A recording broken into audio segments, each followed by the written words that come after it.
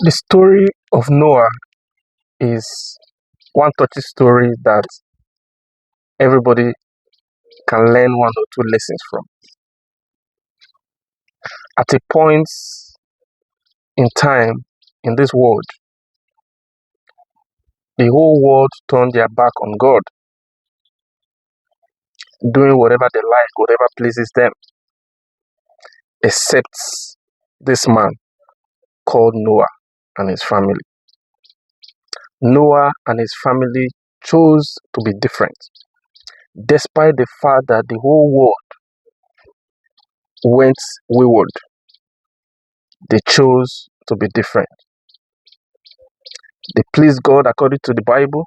Noah was an upright man. He was a righteous man. And then God decided to wipe men out of the surface of the earth through flood. But because Noah was a righteous man, he chose to save Noah. But he gave instruction to Noah,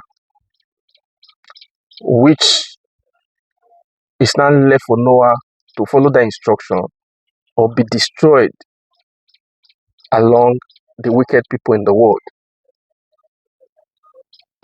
God gave instruction to Noah to build an ark. And this ark was built for quite some time before the flood came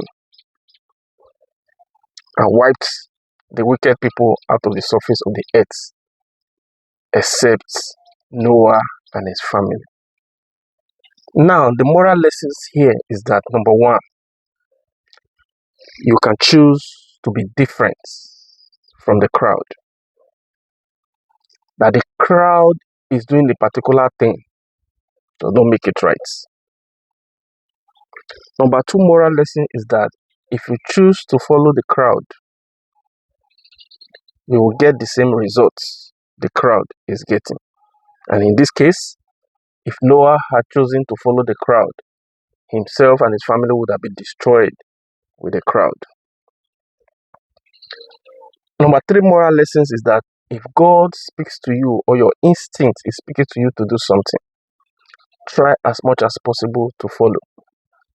When God spoke to Noah to build an ark, it didn't make sense at that time.